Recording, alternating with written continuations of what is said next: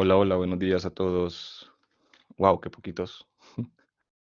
Tenemos la mitad de la sección tenemos Hola, hoy. Nick. Hola, hola, ¿qué Uy, tal? sí, ¿Todo bien? no están las chavas. Sí, ¿verdad? Vaya, quedaron tres varones, tres mujeres.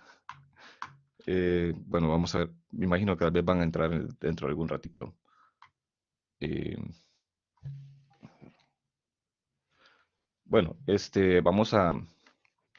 sí, hola, gracias ahí, Alejandro, Gabriel. Saludos también, Emanuel. Bueno, vamos a comenzar ustedes así, aunque solo está la mitad de la sección. Eh,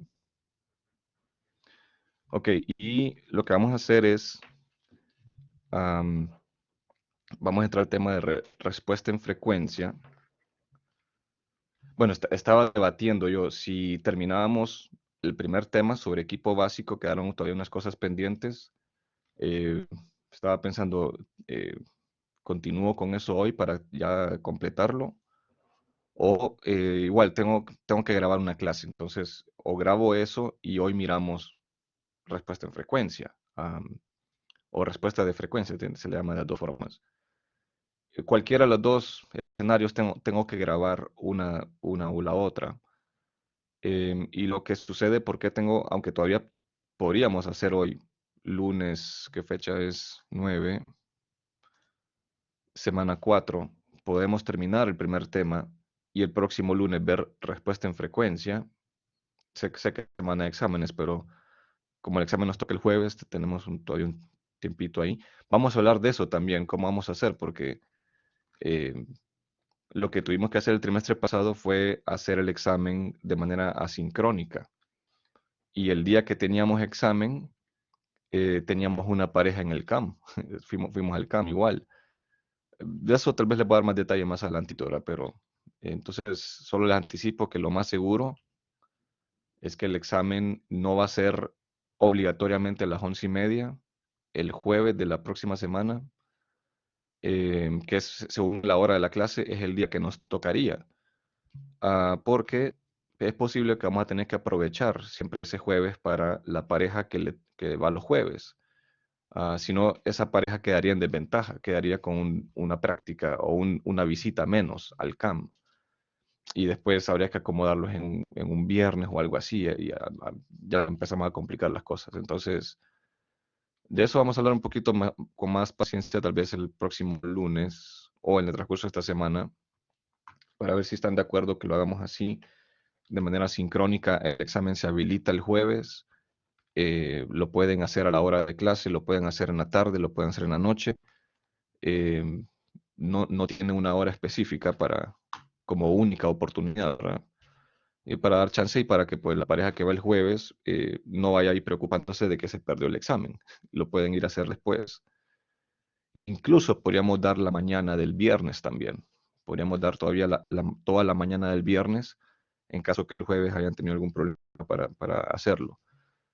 Entonces, esa es como la propuesta preliminar, todavía no concreta, pero creo que por ahí va la idea. Si todos están de acuerdo, ahora tenemos que lograr consenso de toda la sección. A ver, dice, ok, ¿cuándo cerraría el examen? Pregunta Alejandro. Mira, es posible que el mismo jueves, pero tal vez como a medianoche, parte del examen, es posible que el examen, al ser en línea, depende qué tipo de preguntas contenga, es posible que todo o por una parte del examen va a ser autorrevisado, digamos, por el mismo Blackboard. Ah, Eso es posible y funciona bien cuando son preguntas así como selección múltiple y ese tipo de cosas. O sea que al momento que envían el examen pueden ver el resultado de eso casi de inmediato.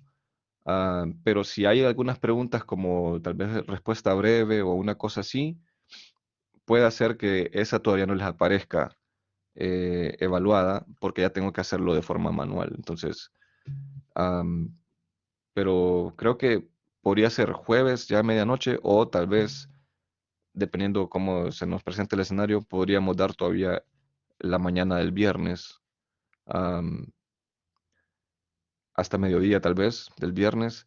En un caso extremo podríamos dar tal vez los 2 días, pero no les confirmo eso todavía, porque también No quiero, a ver, que se me acumulen muchas cosas.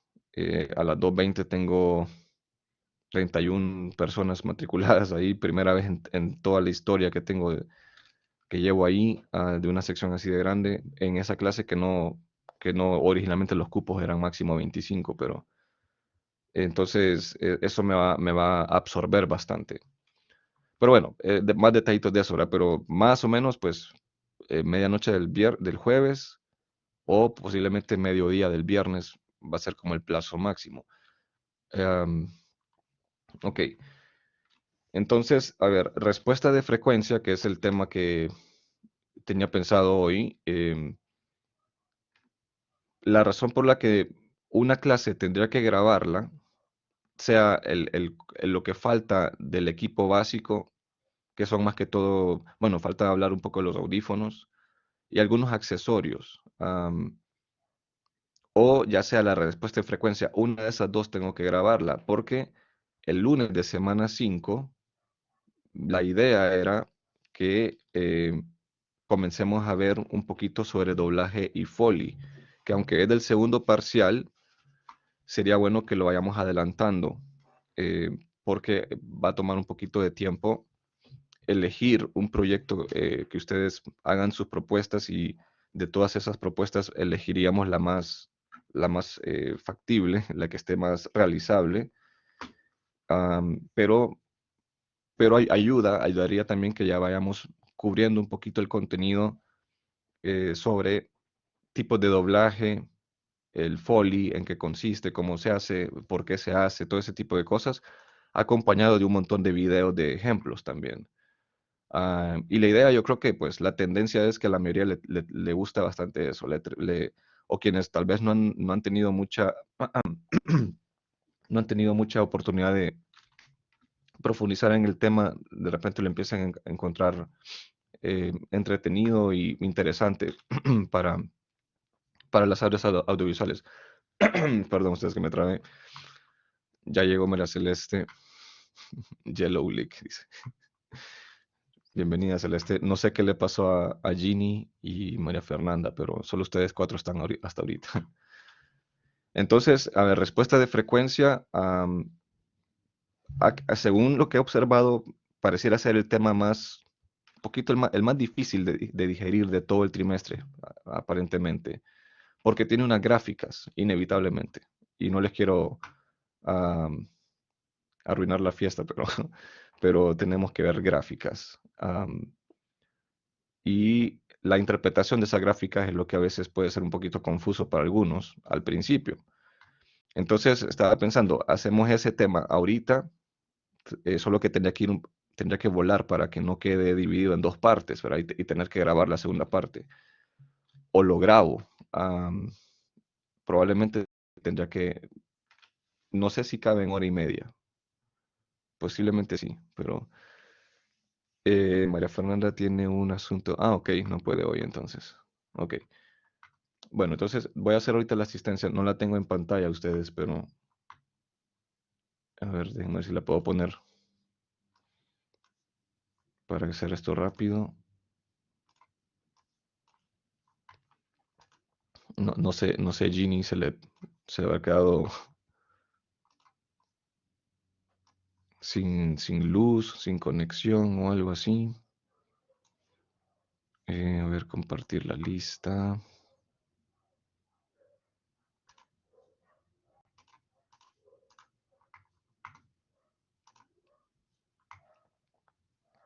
Ahí estamos. Ok, Celeste, Gabriel, Alejandro, Manuel. Nos faltó Ginny y María Fernanda. Ok, voy a dejar un ratito más. Quién sabe, tal vez logre conectarse Ginny. Vamos a dejarlo pendiente.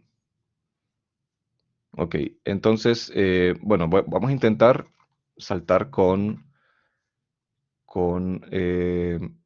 respuesta de frecuencia. A ver si lo logramos hacer en la hora clase hoy. El tema está, ya les muestro aquí en Blackboard. Y también les voy a mencionar algunas cositas que he agregado a Blackboard.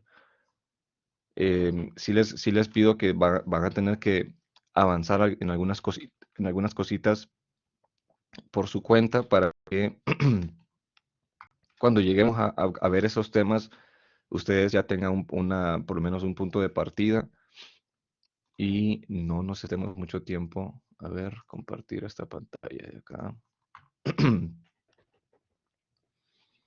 Ok, entonces en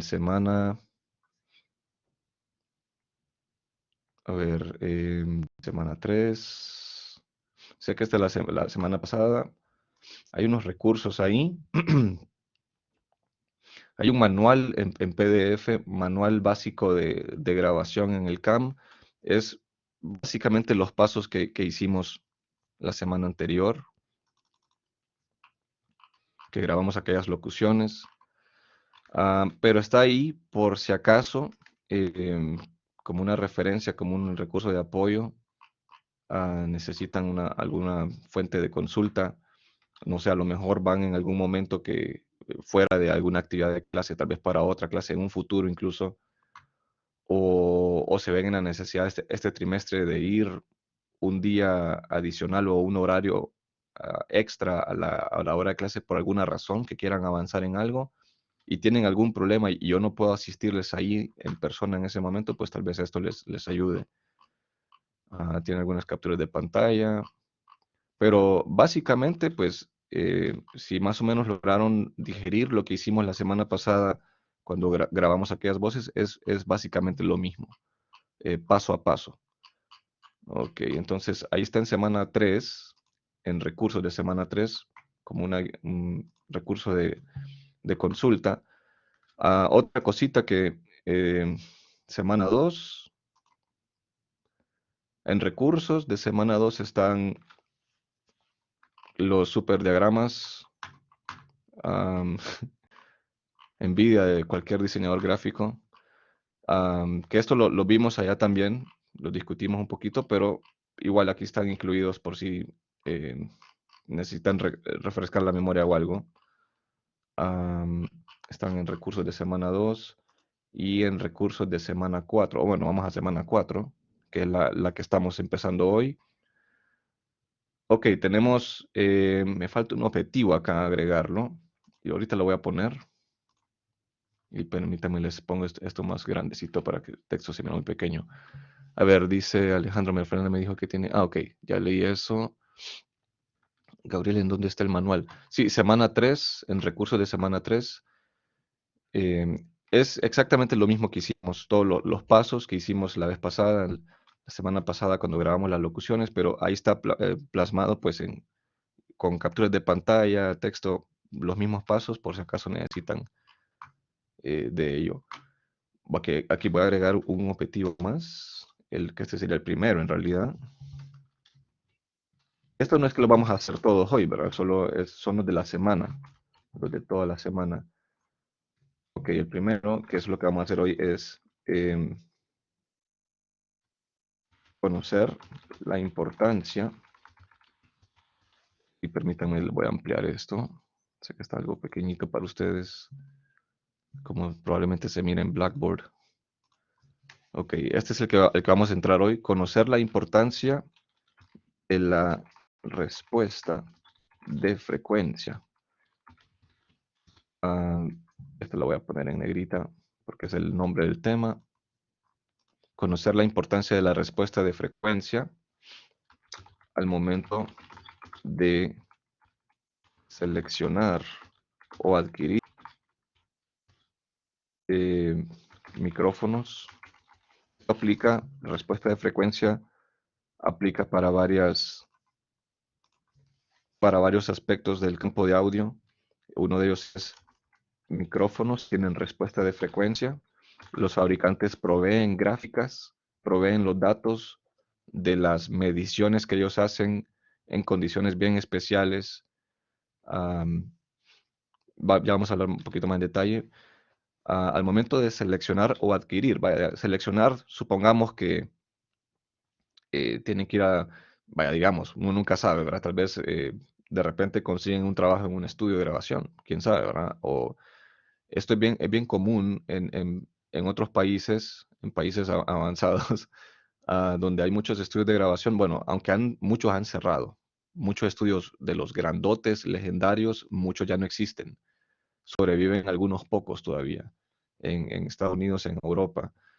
En México hay algunos estudios grandes, pero creo que son más o menos recientes. No son estudios que operaban desde los años 60, digamos. Pero muchos estudios grandes, del calibre tal vez de Abbey Road, o no sé si han visto donde grabaron los Beatles, lugares así. En Los Ángeles hay algunos estudios famosos, algunos todavía están, pero muchos, que muchos de esos comenzaron a operar en los 60s, década de los 70s, por ahí 80s, y continuaron y tuvieron sus años de gloria más o menos por ahí 80s, 90s, tal vez inicios del 2000, esa década. Y después fueron medio golpeados económicamente por varios factores y no pudieron mantenerse y cerraron. Eso fue un susto para la industria del audio, porque incluso, digamos, uno, si venía pensando, me gustaría dedicarme a la ingeniería en audio o algo así, pero ves lo que está ocurriendo y te da un poco de miedo porque decís, la industria se está muriendo, ¿verdad? Pero más bien, según mi percepción y a criterio también de otras personas, ahí que a veces uno entra en discusión y en foros y cosas, más bien es como que se ha adaptado a nuevos escenarios, digamos que el home studio ha tomado fuerza y hay home studios que son profesionales y muchos de los ingenieros de audio, grabación, mezcla, mastering que trabajaban en estudios que ya no existen, no significa que ahora tienen que dedicarse a otra cosa. Según tengo entendido, la mayoría, o tal vez todos ellos, siguen trabajando en audio en su propio estudio en casa o de alguna forma lograron adaptarse, ¿verdad? Y la ventaja que tienen es que tienen un portafolio de bastante peso. En algún momento llegaron a alcanzar algún grado de importancia en la industria. Son buscados para proyectos de grabación, en mezcla, mastering. Entonces tienen la ventaja de que siempre van a tener trabajo, independientemente que el estudio donde esté sea de ellos, de su propiedad o no. am, pues siempre tienen proyectos, es la ventaja. Y algunos cobran bastante caro. De repente con mezclar una canción, los que son los ingenieros de mezcla más caros, tengo entendido, a nivel mundial, cobran como $10,000 por mezclar una canción. Mezclarla, ya viene grabada de otro lugar, ¿verdad? No les toca involucrarse en el proceso de grabación, sino que solo la mezcla. Y, y lo hacen en 4 horas probablemente. $10,000, que pasarlo a lempiras, 240,000 lempiras aproximadamente. eh, un empleado aquí promedio con un sueldo base, cuántos meses o años tendría que ahorrar el 100% de su sueldo para hacerse eso, como 2 años o algo así. Entonces, algunas de esas personas tienen la dicha de que con un solo proyecto que hagan, de repente pueden sobrevivir varios meses con una sola canción que hayan mezclado. Pero estamos hablando de la élite de la élite, ¿verdad? Que son que les ha tomado muchos años de trabajo llegar a ese nivel y, y aunque son bastante caros, o sea, no es cualquiera que puede costear un ingeniero de audio de esos, pero pues las bandas solistas grandes que tienen mucha plata, pues sí lo pueden costear y no para que les mezclen una canción, sino que les mezclen un álbum completo, tal vez de 10 canciones, ¿verdad? Y esa gente pasa llena de trabajo, aunque pareciera contradictorio, pero entre más caro, tal vez menos trabajo va a tener, pero no, pasan llenos de trabajo. Bueno, entonces, ok, regreso aquí al tema, respuesta de frecuencia. Al momento de seleccionar o adquirir micrófono, ya me acordé por qué me metí a ese rollo. Allá en Estados Unidos era bien popular que personas interesadas en dedicarse al audio, pero que no sabían nada y querían ir aprendiendo, iban a tocar puertas a estudios de grabación y pedían, así como diríamos popularmente, pedían chamba. Ah, no un trabajo directo porque no solía ocurrir como, sí, mañana empezás como asistente entraban como, sí, tal vez con un disque nombre de asistente, pero no los ponían con responsabilidades relacionadas a producción todavía. Les tocaba, y perdón chicos que esto les va a sonar un poquito, ah, no sé, tal vez difícil de creer, pero como dice Manuel, lo que hubiera. Y lo que había era, ok, ahorita terminó una sesión de grabación, hay como 30 cables de micrófono que hay que ir a recoger, ordenarlos, guardarlos en la bodega, anda, hace eso. O por ejemplo, mira, viene una sesión de grabación, viene varias gente aquí al estudio, poner las máquinas de café a hacer café. Tenés que ir a asear los baños o cosas así. Yo sé que suena humillante a ustedes, pero, pero así ocurría. Mucha gente de la que hoy en día está de esa élite que les mencionaba, a muchos de ellos empezaron así. No parece, ¿verdad? Y fueron pacientes porque tal vez les tocó estar unos meses así. De repente, tal vez después del primer mes, ellos se aguantaban porque sabían que lo bueno venía en camino, ¿verdad? Que si ellos mostraban ahí su interés a aguantar todo eso, no es que los hacían a propósito para torturarlos, ¿verdad? Pero ya todo eso están sin sueldo, ¿verdad? No es como que si te contrato y aunque solo te toque recoger cables y todo eso, siempre tenés sueldo. No, ellos tenían que mantenerse de otra forma. Pero la idea era que con el paso del tiempo, los, los jefes o digamos, los productores, ingenieros de audio, etcétera, principales del lugar, cuando tenían alguna oportunidad, ya los iban involucrando. Mira, te voy a enseñar esto, te voy a enseñar aquello, te voy a enseñar técnicas microfónicas. Y la otra ventaja que tenían esas personas que se metían de esa forma a los estudios de grabación es que si eran estudios de grabación grandes, de cierto prestigio, de cierta fama en cuanto a la calidad de la producción, ¿verdad?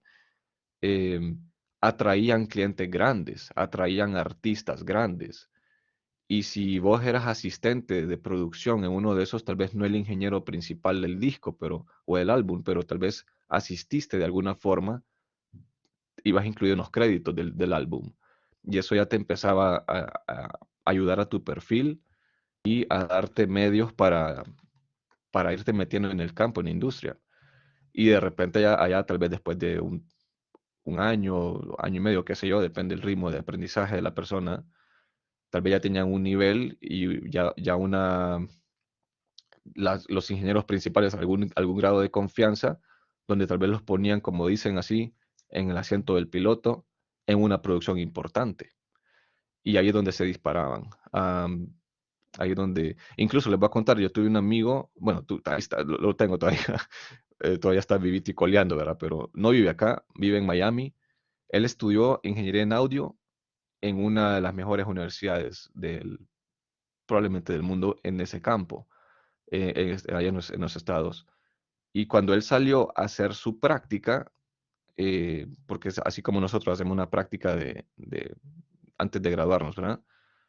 Él empezó de la base. No le tocó hacer café ni limpiar baños, pero él ya llevaba un título universitario de ingeniería en audio. Pero sí, tampoco es que porque eso llevaba eso, aunque ya sos eh, primer ingeniero o como se le llame, ¿verdad? O el productor principal de esta obra.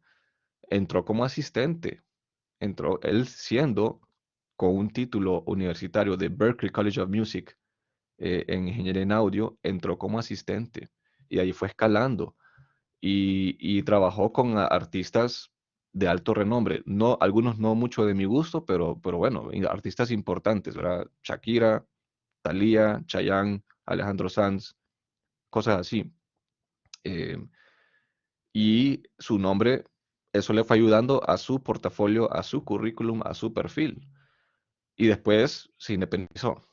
Entonces, él me contó esa experiencia. Ahora, él tal vez tuvo una súper buena suerte de que la Universidad Berklee College of Music logró conseguirle en ese estudio esa práctica, que es un estudio que trabajaba con artistas como les mencioné. No todos tienen esa suerte. Entonces, eso tal vez estuvo de su lado y le ayudó a catapultar su carrera. Y en el 2013, creo que fue, él es hondureño, tiene un nombre francés, se llama Sebastián, el apellido no sé cómo se pronuncia. Ah, en el 2013 ganó un Latin Grammy. Entonces, se puede todo ustedes, aunque empiecen de abajo. Pero bueno, el punto es que ya me salí del tema acá. El punto es que mucha de esa gente, cuando van a los estudios de grabación a buscar trabajo, a buscar aprender, eh, tienen una gama amplia de microfonía disponible y no necesariamente vas a agarrar el primer micrófono. Hoy vamos a grabar vocales para esta canción y viene la vocalista hoy. No necesariamente vas a agarrar el primer micrófono que esté ahí y da igual qué micrófono le pongas. Si se puede, lo ideal es probar los diferentes micrófonos, las diferentes opciones y buscar el que mejor le va. Y una de las cuestiones es por esto, por respuesta de frecuencia. No todas las microfonías suenan igual. No todos los micrófonos de condensador, por ser de la misma familia, no todos tienen el mismo color de sonido. Es como que ustedes tengan monitores de video o pantallas de computadora, digamos que tienen pantallas, no sé, Dell o eh, LG o no sé, Samsung, etcétera. Y digamos que ustedes han visto monitores de computadora o incluso televisores de la misma marca y diferentes modelos, de repente el comportamiento de color no es exactamente igual de uno a otro, aunque sean de la misma marca. Entonces, similar pasa con micrófono de condensador. Por ejemplo, este que tengo aquí es un modelo de varias series que la marca tiene y no todo suena igual. O sea, todos los de este mismo modelo sí tienen una consistencia de respuesta en frecuencia, pero otro modelo, aunque sea de la misma marca, tiene otro color, un poquito diferente el color de sonido. Entonces, respuesta de frecuencia es importante conocerlo, aunque nosotros no pensemos comprar o adquirir microfonía para algo, especialmente si vamos a trabajar en un estudio de grabación, saber a qué se refiere esto y cómo interpretar las gráficas para que si vamos a un estudio de grabación o incluso tal vez ustedes, si de repente hay lugares que alquilan equipo de audio y solo van a alquilar para un proyecto, no tienen la necesidad de comprárselo, dicen, "Bueno, hoy, necesito alquilar un micrófono para hoy, para una sesión de hoy. Em, con solo buscar la marca y el modelo en internet, al menos que el lugar que alquila tenga esa información, pero si no, se puede entrar página del fabricante, ahí tiene que estar por fuerza, se ve la gráfica y se hacen una idea de cómo escucha las frecuencias ese micrófono. Similar a cómo una pantalla reproduce colores y contraste y tonos y todo eso. No sé, todo ese tipo de aspectos visuales. Entonces es parecido pero con sonido. Entonces, micrófonos, al momento de seleccionar o adquirir micrófonos, también monitores de estudio, audífonos, todo eso tiene respuesta en frecuencia. Ah, inclusive el oído humano, mejor vamos a poner, sí, el oído humano, y la sala de grabación o mezcla. Y la voy a poner aquí porque hay unas que funcionan para la misma cuestión, como el espacio que tengo acá es mi control room y también es mi espacio de grabación. Ah, y o mezcla. Todo eso que menciono ahí tiene respuesta de frecuencia y todo eso tiene una gráfica. Las gráficas son iguales, pero se interpretan, depende si es micrófono, si es altavoz o parlantes, ¿verdad? Ah, el oído humano es un poquito más complejo porque tiene varias curvas. Es decir, nosotros escuchamos un rango de frecuencias, pero la curva, que lo van a ver más adelante en una gráfica, en un mapa ahí, según el volumen al que estamos escuchando, esa curva va cambiando un poquito, va variando. O sea que el oído humano no escucha igual a diferentes volúmenes. Cambia un poquito, se va como adaptando eh, según el volumen, si un volumen bajo, medio o fuerte, ¿verdad? Ok, entonces voy a apurarme con esto, perdón que me estuve bastante rato hablando un poquito de esta cuestión sobre cómo algunos comienzan en este campo y porque el tema no es que es extenso, pero a veces hay que ir haciendo pausas y explicando algunas cuestiones. Está en recursos de semana 4, cuando si en algún momento que lo quieran descargar. Se llama respuesta de frecuencia. Ya después al final de la clase, chicos, les voy a hablar sobre esto, que es esto de muestras, proyectos de doblaje y Foley. Pero primero entremos al tema en cuestión. Ya se los comparto porque ya lo tengo aquí listo en alguna parte.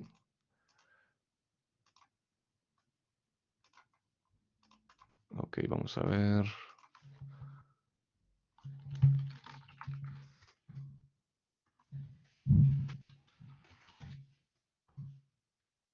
Ok. Espero que este sea el corregido. Sí, es corregido, dice ahí. Tenía un error en la presentación, pero ya la... Oh, Dios. Me va a permitir abrir. Sí, ahí está. Ok, entonces, respuesta de frecuencia. Este es el tema. Bueno, vamos a ver qué tanto podemos avanzar. Bueno, les voy a leer algunas cosas y voy a ir explicando tal vez algunas de ellas en el camino.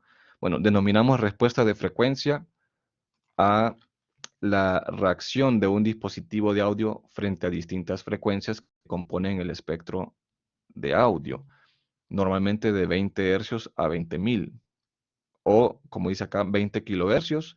20.000 hercios es equivalente a 20 kilohercios. Esta es una forma de abreviarlo. Pueden convertir kilohercios, que esta es la abreviatura KHZ, pueden convertir a hercios multiplicando este valor por 1000, ¿verdad? Si les dicen 15 KHZ o 15 kilohercios, ¿a qué equivale en hercios? Entonces 15 por 1000, 15.000 hercios. Am, ok, solamente voy a tratar de agregar acá. eh,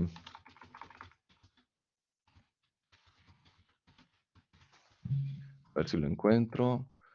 Para darles una idea a qué nos referimos con el espectro de frecuencias que el oído humano puede escuchar.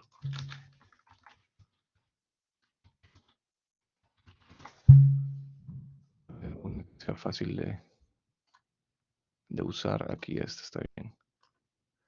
Ok, entonces creo que ahí están viendo una imagen bien sencilla.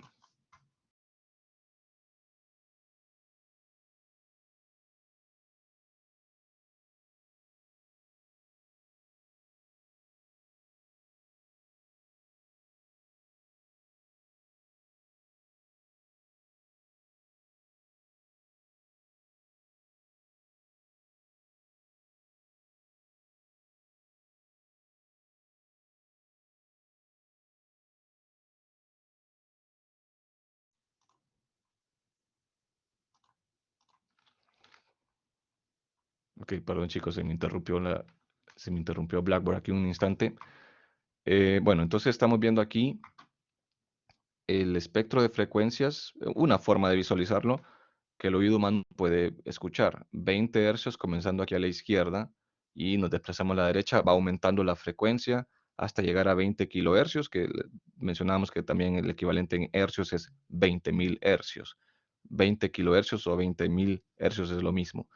Y también no se extrañen de ver que no siempre se usa el KHZ, sino que lo ponen así como 10K, 20K, 5K. Son kilohercios también, por lo menos en contexto de audio. Entonces aquí serían 5.000 hercios, 5K, 5.000 hercios, 10K o 10 kilohercios serían 10.000 hercios y así, ¿verdad?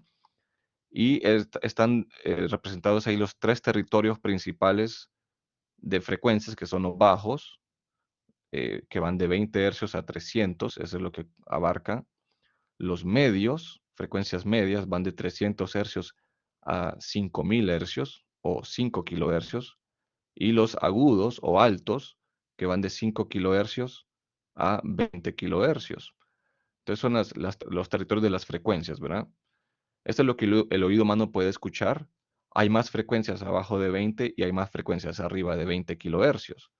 Ah, pero estas son las que nosotros podemos escuchar. Y con el paso de la edad, con el avance de la edad, vamos perdiendo agudos, inevitablemente. Am, Probablemente ustedes, si andan, pues, me imagino que andan tal vez entre los 20 años por ahí, supongo, am, sería tal vez pocos casos y bien raros que todavía puedan escuchar 20 kilohercios. A lo mejor escuchan 18 como máximo, tal vez. Em, Y así se va recortando un poquito los agudos con el avance de la edad. Es normal, y no es el fin del mundo. De ahí, si nosotros abusamos de nuestros oídos y vamos provocando, por ejemplo, tenemos algún hábito de escuchar música a alto volumen por bastante tiempo, y tal vez creo que peor escenario, audífonos, vamos perdiendo considerablemente la audición. Eh, bueno, sigamos acá con el tema. Entonces, eso es el espectro de frecuencias del oído humano.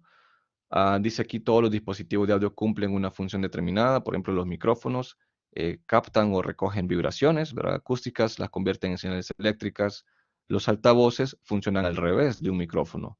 Reciben una señal eléctrica, o llamémosle audio análogo, y lo convierten en vibraciones para convertirlo de esa forma en vibraciones acústicas en el aire. Y eso es lo que nosotros percibimos como sonido.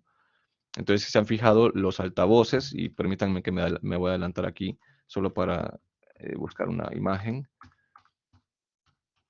Ok, los altavoces, sean monitores de estudio o no, pero si ustedes han visto parlantes que tienen expuestos los altavoces, algunos traen como alguna malla o algo que para proteger tal vez de polvo, cosas así, y no podemos ver muy claramente el altavoz, ¿verdad? Pero monitores de estudio, si no me equivoco, si todos, si no me equivoco, o la mayoría, por alguna razón es expuesto. Me imagino yo que el poner algo enfrente, como alguna malla metálica, hay otros que traen como una especie de tela, probablemente podría influir en la respuesta de frecuencia. Entonces creo que tratan de mantenerlo lo más puro que se pueda.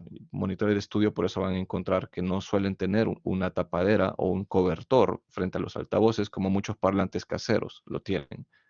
Pero bueno, entonces el woofer, que es el altavoz más grande, cuando tienen una configuración así como este, que tiene tweeter y tiene woofer, el woofer es más fácil verlo, vibrar cuando estamos reproduciendo audio, depende del volumen también, pero vibra, recibe voltaje y ejerce movimientos hacia adelante, hacia atrás, hacia adelante, hacia atrás, depende de las frecuencias y todo eso, y esas vibraciones, como está rodeado de aire, hay partículas del aire flotando ahí, hace que esas partículas vibren y se propaga la onda sonora y llega a nuestros oídos y la escuchamos como sonido. Entonces, un micrófono es al revés, ¿verdad? Viene el sonido y hace que la cápsula del micrófono vibre y lo convierte en voltaje. Y un altavoz recibe voltaje a través de un cable, llega a un amplificador y hace que vibre el altavoz o el cono y esa vibración la convierte en sonido. De hecho, un parlante haciendo unos pequeños ajustes eléctricos y cambiando algunas cositas ahí, cableado y creo que invirtiendo polaridades y cuestiones así, se puede convertir en un micrófono y funcionan. No igual de claro, pero sí, pueden captar sonido si se invierte en unas cuestiones de los componentes electrónicos para que funcione como micrófono, curiosamente. Am, ok, vamos a retroceder donde estábamos. Ok, todos los dispositivos manejan respuesta de frecuencia, pero no reaccionan igual ante toda la frecuencia. Lo que les decía, que todos los micrófonos hacen lo mismo, ¿verdad? Captan vibraciones acústicas que golpea la cápsula, lo convierte en voltaje y lo envía por el cable. Pero no significa que todos los micrófonos responden igual a todas las frecuencias. Algunos son más sensibles a los bajos, otros son más sensibles a los agudos, a los medios, otros tal vez tienen poca sensibilidad a algunas de esas frecuencias. Y en caso de microfonía suele ser a propósito, en la mayoría de los casos. Ya vamos a ver por qué. Y perdón, me salté aquí. Dice, de igual forma que el oído humano no escucha igual todas las frecuencias. Los micrófonos y altavoces son capaces de captar o reproducir todas las frecuencias por igual. Es decir, micrófonos es intencional en la mayoría de los casos que no escuchen todas las frecuencias exactamente igual. Se diseñan algunos para que sean más sensibles a los bajos o a los agudos o así, ¿verdad? En el caso de altavoces, para fines de estudio de grabación o de mezcla o cosas así, es al contrario de los micrófonos. Se busca o la meta con los monitores de estudio o una de sus razones de ser es que sean lo más planos posibles, lo más honestos y que coloreen lo menos posible, que representen las frecuencias como son en la realidad, todas de forma consistente. Con las gráficas se va a ir aclarando un poquito mejor. Ok, miremos aquí la primera. Esto no es específicamente de un micrófono o parlante, pero vamos a usarla como punto de partida. Y la forma de interpretarla, siempre busquen primero los ejes, el vertical y el horizontal. Tenemos en el vertical, tenemos amplitud. La mayoría de ellas van a tener un cero. En alguna parte de la escala vertical aquí numérica van a encontrar que hay un cero. Ese es el punto neutral. Toda esta parte de la gráfica, si me desplazo de izquierda a derecha, a la altura de 0 decibeles es la zona neutral. Hacia arriba de cero estamos aumentando la amplitud de esa frecuencia y hacia abajo de cero estamos disminuyendo la amplitud. Entonces tenemos valores negativos abajo de cero. Y la frecuencia la vemos en el eje horizontal. Siempre va a ir de izquierda a derecha 20 hercios hasta 20.000, representando el espectro del oído que el oído humano puede escuchar. Entonces, todo micrófono, siempre y cuando no sean, como les dijera, no sé si ustedes han visto en sitios como Amazon o cosas así, que es bastante fácil conseguir micrófonos profesionales, pero también hay cierta microfonía más orientada tal vez como para el gamer o el que hace podcast o cosas así. Hay algunos decentes que traen controles, pero hay otros que son un poquito engañosa la publicidad. Y eso me di cuenta hace un tiempo atrás. Un alumno compró un micrófono en Amazon y eso no digo que es culpa de Amazon, sino que el fabricante del micrófono es un poquito tramposo, tal vez, en comercializarlo como micrófono de condensador cuando en realidad no era micrófono de condensador. El cuerpo, sí, el aspecto era un micrófono de condensador, pero la cápsula no es de condensador. Y eso es lo que lo hace, más que todo, el micrófono de condensador, la cápsula. No importa tanto el cuerpo, el aspecto que tenga, son los componentes internos. Ya el cuerpo, pues sí, tiene su función de alojar esos componentes, proteger ciertas cuestiones y también alguna función estética, ¿verdad? Am, pero bueno, la cosa es que, a ver, ¿dónde estábamos? Probablemente micrófonos así, y especialmente los que están dentro de un rango bastante barato, no van a encontrar esto lo más seguro. Ah, Porque si para empezar eh, comercializan como que fueran micrófonos de condensador y en realidad no lo son, creo que menos va a ser la preocupación de esos fabricantes de eh, proveer esta información o ellos tal vez no tienen ni siquiera los medios para poder medir estas cosas. Son condiciones especiales en las que se tienen que medir. Entonces, micrófonos que sí son profesionales, incluso algunos que tal vez no son tan caros, que tal vez son más orientados para podcasting y cosas así, tal vez no ocupa una calidad de estudio de grabación, ¿verdad? Nítida, pero lo suficientemente decente para alguna cuestión multimedia o algo así. Probablemente eso sí se puedan encontrar, pero de ahí el resto de microfonía profesional, todos tienen una gráfica y los fabricantes tienen, ya sea en sus instalaciones o contratan algún lugar, son espacios bien especiales, con una acústica bien especial, súper controlada, para que ellos puedan medir cómo el micrófono responde y puedan, por medio de software, generar gráficas así. Entonces, pero bueno, en este caso ya identificamos el eje vertical es amplitud, el eje horizontal son frecuencias y tienen que leer en los dos la curva que les presenten ahí, tanto en el eje vertical y horizontal. Entonces, por ejemplo, acá, si busco, digamos, vamos a buscar acá 300 hercios. ¿Cómo busco 300 hercios? Busco en el eje horizontal 300, aquí está 300 hercios, y ahora me muevo en el eje vertical y veo en qué grado de amplitud cae la curva. Y aquí está exactamente en cero. Ven aquí donde coincide este punto vertical con el horizontal de ese punto de ese momento de la curva. O sea que si esto fuera un micrófono, 300 hercios lo capta como es en la realidad. Am, si esto fuera un altavoz o un parlante, 300 hercios lo reproduce como es en la vida, como es en la realidad. No lo está ni amplificando ni atenuando. Ahorita vamos a ir mejorando las explicaciones de eso más adelantito, pero para darles una primicia, por ahí va la idea. Igual 500 hercios tiene una pequeña desviación hacia abajo de cero, tal vez de 1 decibel, no es mucho. Pero miremos aquí, por ejemplo, 100 hercios. 100 hercios está la curva un poquito arriba de cero, cae como en 2 decibeles. O sea que si esto fuera un micrófono, 100 hercios, el micrófono es 2 decibeles más sensible a 100 hercios que a las frecuencias que caigan en cero. O sea que puede escuchar un poquito mejor esas frecuencias, digamos 100 hercios. Si esto fuera una gráfica de un monitor de estudio parlante, ¿verdad?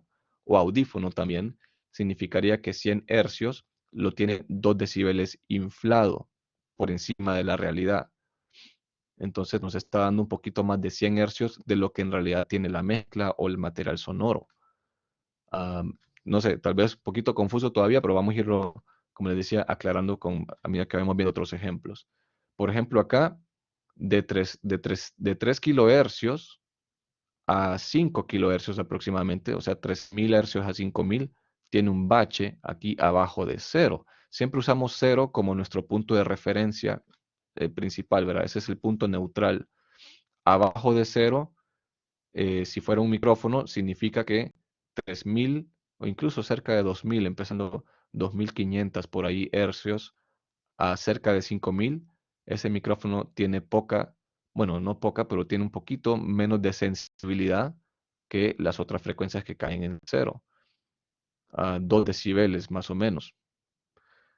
Si fuera un altavoz o audífonos, significaría que tiene un poquito de dificultad para reproducir correctamente 2000 a 5000 hercios. Am, por ahí va la idea, ¿verdad? Entonces tenemos que ver siempre en los dos ejes. Y este tipo de curva se le conoce como una respuesta no lineal. Vamos a verlo por acá. Aquí está. Una respuesta de frecuencia no lineal. Vamos a ver. Bueno, esto es lo que les acabo de explicar. Cuando tenemos una situación así, se usa el término popular que muchos usan es coloración. Dicen esos altavoces o esos monitores de estudio o esos audífonos colorean mucho. Es decir, que cambian la realidad bastante, es a lo que se quieren referir. Y no es muy confiable eh, tomar esa información como una única verdad. Que tal vez podemos tomar decisiones basadas en eso y que ahí puede sonar bien, pero cómo va a sonar en otro tipo de altavoz, en otro audífono, puede que cambie. Lo mismo que cuando tienen un monitor de computadora o algo, hacen un arte gráfico o tienen una fotografía digital y no sé, le van a hacer corrección de color o algo, y ustedes toman decisiones en base a los colores y al contraste y lo que sea de lo que esa pantalla les da, ¿verdad? Pero cómo se va a ver en otra pantalla, ¿va a cambiar? Probablemente sí, ¿verdad? ¿Y cómo va a salir impreso si lo imprimimos? ¿Los colores van a mantenerse iguales o van a variar? Entonces con sonido es parecido. Y esto es lo que nos guía cuando vamos a seleccionar o adquirir micrófonos y también con altavoces, audífonos. También los fabricantes proveen estas cuestiones para que uno pueda tomar decisiones si ese micrófono me va a servir para lo que yo quiero, tipo de sonido, tipo de aplicación en la que lo quiero utilizar, o si esos altavoces o audífonos me van a dar un sonido honesto. Entonces vamos a ir viendo aquí las diferencias entre audífonos y micrófonos, perdón, micrófonos y audífonos y parlantes. A ver, entonces ya establecimos que esta es una respuesta de frecuencia no lineal, porque es errática, ¿verdad? No es una línea plana, sino que es errática, tiene valles o baches, dirían algunos popularmente, tiene crestas o montañitas acá, partes infladas, partes tímidas, tiene partes que son bastante planas, sobre 0 decibeles, y así, ¿verdad? Vean, por ejemplo, este de acá, que son más o menos 15.000 hercios, tiene alrededor de 6 decibeles de pérdida, 6 decibeles, 15.000 hercios. Si esto fuera un micrófono, tendría dificultad ese micrófono para captar 15.000 hercios. Así fuera un altavoz, o mejor dicho, con micrófono podemos decir es poco sensible a estas frecuencias de acá. Si fuera un altavoz o audífonos, tiene dificultad para reproducir esas frecuencias correctamente. No las representa como en realidad son. Igual acá los subbajos, que son como de 40 hercios más o menos hacia 20. Pero bueno, pasemos aquí a la... Esta es una curva de frecuencia o una respuesta de frecuencia lineal o plana. En inglés le llaman flat, porque es plana así. Y aunque no es perfecta, tiene unas pequeñas desviaciones, pero son mínimas, pero se considera una respuesta de frecuencia plana, porque a lo largo del espectro de frecuencias de 20 a 20 hercios se mantiene en 0 decibeles o cercano a eso. Si tiene algunas desviaciones son pocas, ¿verdad? Ahora, no creo yo que exista un equipo que sea así, audífonos, altavoces o micrófonos. La idea de altavoces de estudio, monitores de estudio, es que se acerquen a esto, pero aún así es bien difícil. Y aunque tal vez pudieran haber, no sé, no creo, pero, o digamos que en algún momento llegara a fabricarse de alguna forma extraordinaria y mágica un monitor que pueda reproducir todas las frecuencias perfectamente planas, cuando lo ponemos en un cuarto, en el sala o cuarto donde lo vamos a usar, ese espacio también tiene una respuesta de frecuencia y va a cambiar el comportamiento del monitor, aunque de fábrica haya sido diseñado para que sea plano. Entonces tenemos que tratar también el cuarto para que la respuesta de frecuencia del cuarto sea plana y los monitores hagan mejor el trabajo para el que fueron diseñados. Entonces son como varias capas, como una ecuación de varias partes, donde no basta solo con que el monitor o altavoz sea plano, sino que el cuarto donde lo vamos a usar también tiene que tener una respuesta de frecuencia lo más honesta que podamos hacerlo. Vamos a ver más adelante sobre eso, ¿verdad? Entonces, bueno, entonces es la comparación. Una respuesta de frecuencia no lineal es toda errática, y una respuesta de frecuencia lineal. Ok, miremos, ay, perdón, y cuando tenemos algún dispositivo que tiene una respuesta de frecuencia bastante plana, tal vez no perfecta, pero bastante cercano a plano, que tal vez las desviaciones de cero hacia arriba o hacia abajo son pequeñas, se le conoce como un dispositivo de alta fidelidad. Como decir, ese monitor de estudio o altavoz es bien honesto, me da el sonido y me representa el sonido como es en la realidad y no me está cambiando la información, inflándome los bajos o atenuándome los agudos o cosas así, ¿verdad? Entonces, cuando tenemos un monitor de estudio que es relativamente de alta fidelidad plano, con una respuesta de frecuencia plana, es más fácil confiar, y da un poquito más de paz mental confiar en que la información que me está dando es buena, ¿verdad? Es bastante cercana a la realidad. Y miremos entonces micrófonos. Si se fijan, no estoy leyendo todo textualmente, tal vez ahí van a tener que dar un poquito de lectura. Le estoy tratando como de resumir algunas las cosas principales, para dedicarme un poquito más a las gráficas. Em, ok, entonces recuerden cuando tengan su tiempito, denle una lectura completa si pueden a toda la presentación. Bueno, micrófonos. La respuesta de frecuencia en cuanto a micrófonos se refiere a la forma en que determinado micrófono responde a las frecuencias a las que es expuesto. Es decir, lo ponemos frente a una fuente sonora, una voz, un instrumento musical, etcétera, cómo va a responder el micrófono a las frecuencias que contenga esa fuente sonora. Entonces imagínenselo como un oído, como nuestro oído, qué frecuencias puede escuchar el oído y cómo las escucha, ¿verdad? El oído humano no escucha todas las frecuencias igual. Somos más sensibles a ciertas frecuencias y menos sensibles a otras. Am, entonces un micrófono, son similares en ese aspecto. Escuchan sonido o captan sonido y no necesariamente escuchan todas las frecuencias exactamente igual. Pero en el caso de micrófonos, muchos de ellos son diseñados para que a propósito sean más sensibles a los bajos o a los agudos o a los medios o que sean poco sensibles a algunas de esas frecuencias. Em, ok, entonces vamos a ver acá algo importante que podamos mencionar. Ok, yo creo que voy a saltar aquí las gráficas, que es tal vez lo más denso en sí de la presentación y del tema. Y acá tenemos algunos ejemplos. Este es un micrófono, aquí ven la fotografía de la marca Shure, marca bastante respetada, tal vez de las bastante legendaria en la industria mundial del audio. Y tienen un montón de modelos, ¿verdad? Para diferentes aplicaciones. Este es un Shure Beta 52. Tiene un aspecto un poquito peculiar. Es grandecito, es pesado, algo pesado. em, Creo que lo vieron, ¿verdad? Creo que hicimos una prueba de sensibilidad de cuánta ganancia necesita en comparación a otros micros. Es bastante sediento, am, es bastante exigente de ganancia. Y aquí está la respuesta de frecuencia del fabricante. Entonces es bastante confiable el mapa que nos dan acá. Sí, fue el último. Creo que lo logramos probar con todas las parejas, creo. Ahora, esta respuesta de frecuencia puede ser un poquito confuso al principio porque, como ven, tiene cuatro curvas. Tiene una que es la línea sólida, llamémosle así, y tiene otras tres variaciones hasta cierta frecuencia. Estas que son como líneas punteadas. Y lo que representa esto es proximidad, que se llama efecto de proximidad. Aquí ven que cada curva tiene una distancia, aquí en milímetros y también lo ponen en pulgadas. Significa a qué distancia, dependiendo la distancia, mejor dicho, a la que el micrófono está de la fuente sonora, qué tan cerca o qué tan lejos, las frecuencias de los bajos y parte de los medios. Acuérdense que bajo va de 20 hercios a 300, medio va de 300 a 5000.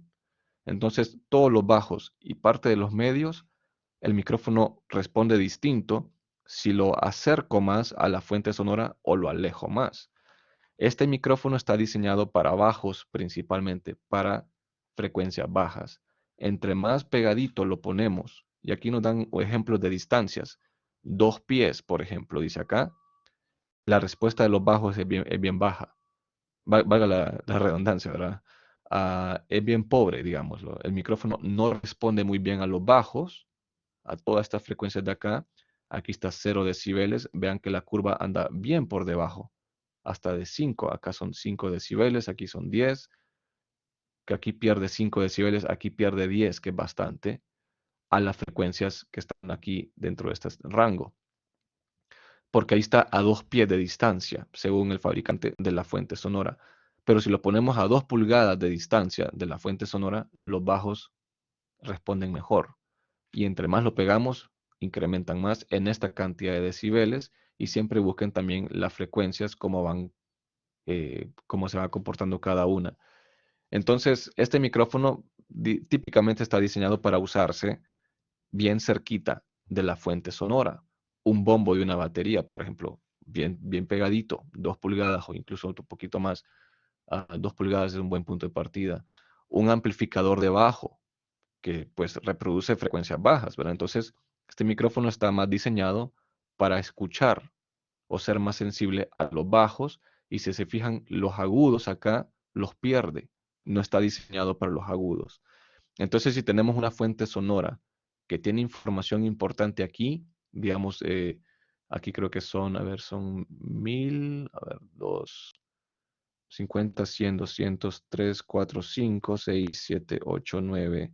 Aquí son 1000 hercios, 2000, 3000, 4, 5, 5, 6000 hercios aproximadamente. El micrófono empieza a perder de forma bueno, pierde casi toda su respuesta de frecuencia de 6000 hercios hacia arriba. Incluso no llega a 20000, se queda como en 11. Hasta ahí, hasta llega la frecuencia más aguda que puede captar. Y no la capta bien, o sea, tiene una pérdida de más de 15 decibeles. Entonces, si nosotros tenemos una fuente sonora que tiene información importante de 6000 hercios hacia arriba, este micrófono no lo va a escuchar bien. Va a sonar opaco porque no tenemos los bríos, los agudos que popularmente le llaman el brío. Entonces, por ejemplo, el ceseo, que en muchas personas el sonido de la S, esa promedia usualmente entre 5000 a 10000 hercios. En un micrófono como ese que vemos ahí en pantalla, probablemente va a sonar bien sutil o poco marcado porque no responde muy bien a esas frecuencias.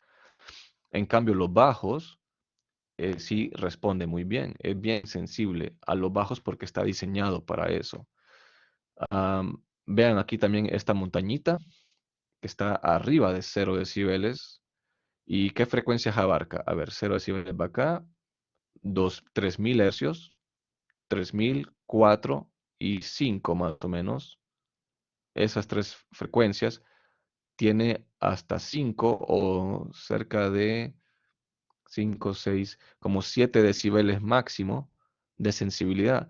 Y esto es porque en bombos de batería, el bombo tiene mucha información acá, pero el martillo, si ustedes se han fijado en una batería, el bombo se toca con el pie. Hay un martillo que hay de diferentes materiales que golpean el parche o el pergamino del bombo y el contacto del martillo con ese parche tiene una frecuencia también que suele andar, bueno, incluso un poquito más arriba, pero entre 3000 a 6000 hasta 8000 incluso hercios.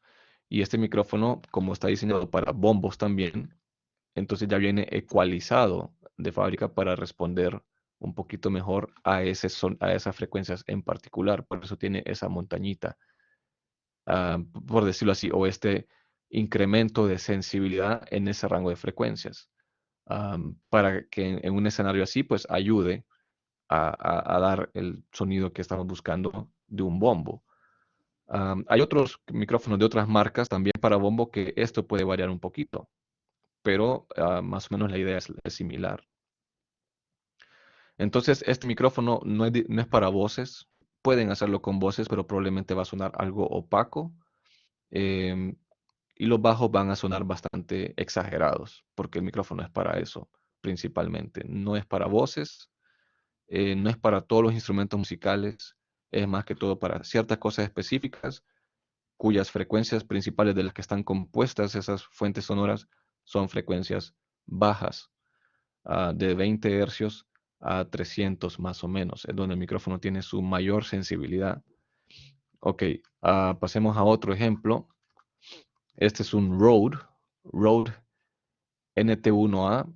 Y les pongo marcas y modelos porque si alguna vez quieren adquirir un micrófono o van a un lugar donde van a trabajar con micrófonos, si ustedes ven los micrófonos que están disponibles y tal vez la gente de ahí no les puede dar información sobre la respuesta de frecuencia y les interesa, busquen la marca, el modelo, busquen en internet y pueden buscar respuesta de frecuencia o en inglés frequency response pueden buscar, que sería, ahí se los escribo en el chat. Entonces uno podría buscar en internet, en Google, Rode NT1A frequency response o respuesta de frecuencia. Probablemente van a encontrar más información en inglés. Entonces si lo ponen como frequency response, como lo escribí ahí en el chat, y se van a las imágenes de un solo, o pueden entrar a la página del fabricante si quieren, van a encontrar gráficas de ese micrófono en particular. Eh, Tal vez las más confiables son las que provee el mismo fabricante. Todas estas gráficas también vienen con el manual del micrófono cuando uno lo adquiere, viene en el empaque, viene un manual, viene la gráfica ahí incluida en el manual, o a veces en la misma caja del micrófono de forma externa podemos ver, muchos de ellos la incluyen en la parte de atrás de la caja, la gráfica de respuesta de frecuencia, porque es como un mapa para el sonidista que quiere elegir un micrófono para cierta aplicación, ya sea que lo va a comprar o va a trabajar en un estudio de grabación con un micrófono de X marca, X modelo, o va a alquilar uno, conviene de antemano, antes de seleccionarlo, conocer la respuesta de frecuencia si no estamos familiarizados con ese micrófono todavía, porque así nos va a dar una idea para qué aplicaciones es más apropiado ese micrófono. Entonces, este Rode NT1A, aquí vemos la respuesta de frecuencia, es bastante plana. No es perfecta, ¿verdad? Pero las desviaciones de 0 decibeles a lo largo de todas las frecuencias es bastante consistente. Sí tiene una pérdida aquí en los bajos. No es tan mal, no es tan mal, pero como ven, 100 hercios, 90 hercios, más o menos, ahí pueden contar las líneas y guíense aquí con la frecuencia que aparecen representadas abajo. Aquí son 100 hercios. Entonces, 90 hercios hacia 20 hercios empieza a perder su sensibilidad a los bajos, pero no tanto. Lo máximo que llega a perder son 5 decibeles en 20 hercios. Aquí estoy viendo 0 decibeles, aquí serían 5, aquí serían 10, ¿verdad? Entonces pierde 5 decibeles en 20 hercios. Am, pero bueno, básicamente de 20 hercios a 90 el micrófono pierde un poco. Entonces tal vez este no sería igual de bueno para bajos como el anterior. Sí responde mejor a los bajos en esas mismas frecuencias, ¿verdad? Ok, vemos acá que es bastante lineal, de 200 hercios, todas las frecuencias medias, o la mayoría de ellas, hasta 2000, 3000, se mantiene bastante plano, poca desviación de 0 decibeles. Y aquí en 3000 hercios comienza a subir arriba de 0 decibeles, 3000, 4000, todas estas frecuencias, 10.000 hercios lo tiene más marcado, 11, 12.000 hercios por acá, tiene esa montañita y luego empieza a normalizarse otra vez a 20.000 hercios. Entonces significaría que este micrófono que ven en pantalla, según la gráfica, pierde un poco en los bajos, es bastante plano en los medios y en los agudos, parte de los medios también, pero más que todos los agudos, es más sensible. Entonces, algunos sonidos que tienen alguna frecuencia un poquito brillante o sibilante, aquí va a quedar bastante representada. En algunos casos puede ser un poquito molesto. Si tenemos una persona que tiene un ceseo muy sibilante y muy agresivo, ese cada vez que pronuncia la S, podría ser que, no todas las personas, pero en este micrófono, el ceseo suene un poquito fuera de control. Entonces tal vez podríamos buscar otro micrófono que sea menos sensible a los agudos, tal vez un poquito más plano. Am, pero no significa que este micrófono sea malo, ¿verdad? Sino que según la fuente sonora buscamos el micrófono que mejor le va. O también imagínenselo como brochas, como un pintor que tiene diferentes brochas para diferentes efectos. Tal vez yo quiero un sonido donde los agudos y el brillo quede bastante bien representado, entonces tal vez este micrófono sería una opción, ¿verdad? Pasemos a otros. Ok, y así podríamos continuar con un montón de gráficas, pero aquí les pongo unos ejemplos de estos micrófonos. Ups, perdón que me salté acá. Ok, estos son unos cuantos micros. Lástima que no pude representar más, pero por lo menos para que comparen un poquito. Aquí están las marcas, modelos. Acá hay de diferentes rangos de precio. Y aquí están nuevamente representados los micrófonos con la respuesta de frecuencia de cada fabricante y un audio.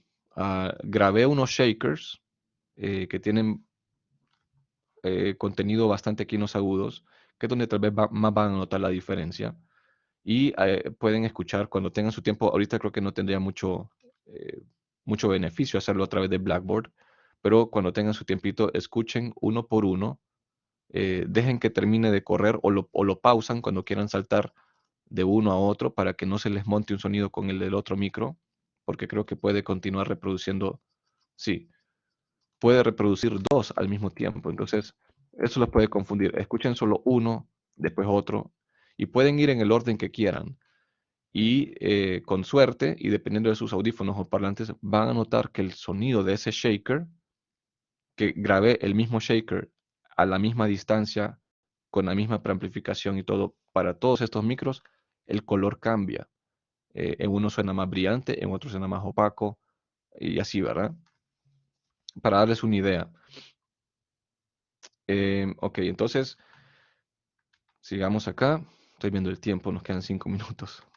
Wow. Vamos a ver qué tanto podemos avanzar con esto. Y si es necesario, pues el otro lunes probamos unos primeros minutos para completar. La clase que sí va a ser grabada es lo que faltó de la primera presentación. Esa sí voy a tener que preparárselas grabada. Pero es poco lo que falta ahí. Ok, entonces, solo para ver algunos ejemplos acá. Por ejemplo, este Shure SM57, y no sé qué tan bien se ve pero tiene una respuesta a los bajos bien pobre. Este micrófono no nos funcionaría muy bien para los bajos si acaso queremos que queden bien representados. No quiere decir que no lo puedan usar, ¿verdad? Pero no se esperen que van a tener un sonido gordo de bajos o denso o redondito porque no responde bien a los bajos. No está diseñado para eso. En cambio, es bastante plano en todos los medios, parte de los agudos o empezando los agudos, es un poco más brillante y luego pierde agresivamente acá como 15.000 hercios. Entonces los sobreagudos tampoco responde a ellos. Em, Vemos aquí este MXL991, es bastante plano a casi toda la gráfica, a todas las frecuencias, siendo más sensible a los agudos un poquito más. Em, ok, algunos de estos micros, cuando miran que tienen como una desviación punteada, muchos de ellos traen un switch, un botoncito que te permite cambiar la ecualización del micrófono. Como por ejemplo, quiero que responda plano los bajos o si activo el switch, corta los bajos. Es decir, no los escucha. Si queremos hacer eso.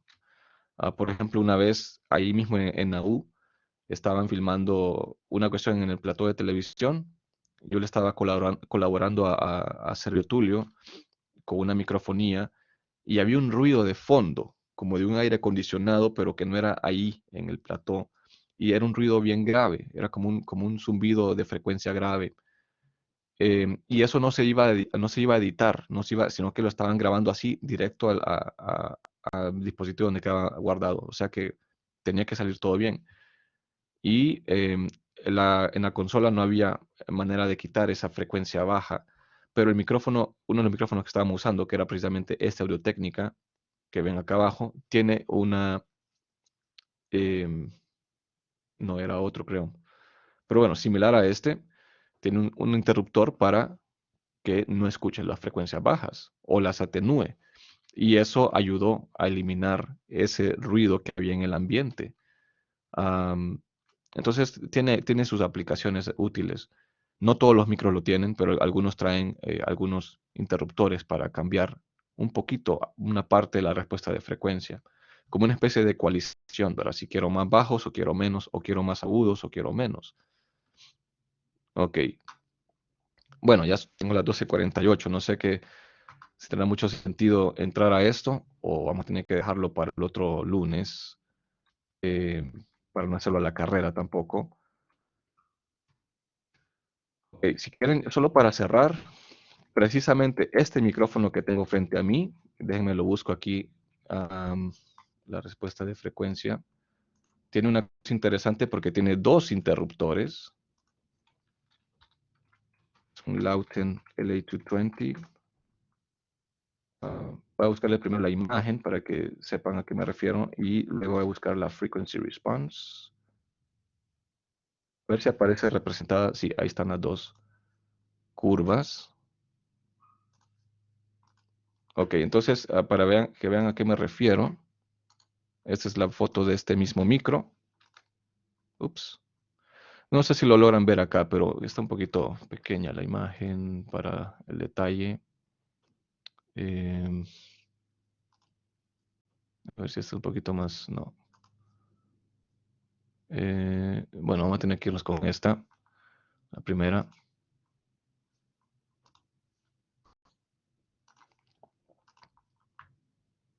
Ah, ya la tenía acá cargada. Ok. A ver si puedo ampliar un poquito. Cuesta verlo, pero tiene estos dos pequeños interruptores, son como switches. Y casi no se ve, pero tiene grabado en esta placa metálica dos curvas. Una es plana acá y luego en la otra posición de este interruptor de la izquierda corta parte de los bajos. Y el otro de aquí a la derecha, una posición es respuesta plana y en la otra corta parte de los agudos. Entonces aquí vemos la respuesta de frecuencia. Ups, qué chiquita esta foto. Vamos a buscar una mejor. Muy pequeña. Esta está mejor. Esta es la respuesta de frecuencia. Aquí está el patrón polar también, es cardioide. Pero bueno, miremos acá. O sea que el micro sin ninguno de los interruptores activos tiene la curva azul. Esa es su curva original. Pero si activo el filtro, que así le llaman algunos el filtro cortabajos, corta más o menos de un poquito arriba de 100 hercios. Ya lo voy a hacer acá. Y el otro interruptor corta un poquito arriba de, que es más o menos acá, cerca de 14 hercios, 13 por ahí, comienza a cortar. Ah, no, 20.000 estás acá. Entonces estos son como 11.000, 12.000 hercios, corta de esa frecuencia hacia arriba. Creo que con los bajos tal vez no lo van a notar mucho. Vamos a probar. Ok, esta es la respuesta plana del micro y permítanme que lo voy a mostrar aquí en pantalla, en cámara. Ok, tengo la cámara hoy en parte que no me deja ver muy bien la pantalla, pero bueno. Entonces, voy a contar de 1 al 6. Este es sin ningún filtro, sin ningún interruptor activo. La respuesta plana de este micro. 1, 2, 3, 4, 5, 6. Voy a activar ahora el interruptor cortabajos para eliminar un poquito los bajos. 1, 2, 3, 4, 5, 6. Voy a regresar el micrófono a la respuesta normal. 1, 2, 1, 2. No sé qué tal bien lo notan, pero depende de los audífonos y parlantes que estén usando también. Pero corta un poco de los bajos. El sonido se vuelve un poquito más delgado. Lo voy a regresar como era. Y ahora con los agudos, tal vez sí lo van a notar un poquito mejor. Este micro tiene dos interruptores, que es bien curioso porque no hay muchos micros en el mercado que tengan esas dos funciones. 1, 2, 3, 4, 5, 6, ceseo, 1, 2, 3. Ahora con el filtro corta agudos. 1, 2, 3, 4, 5, 6.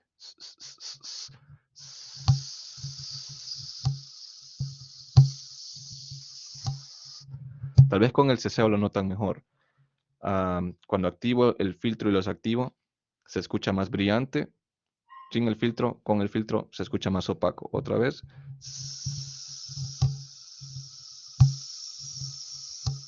Pareciera que yo estuviera cambiando el volumen de mi ceseo, pero no, lo mantengo consistente y es el filtro que lo está atenuando. Ok, entonces, bueno chicos, vamos a parar ahí. Les robé 3 minutos.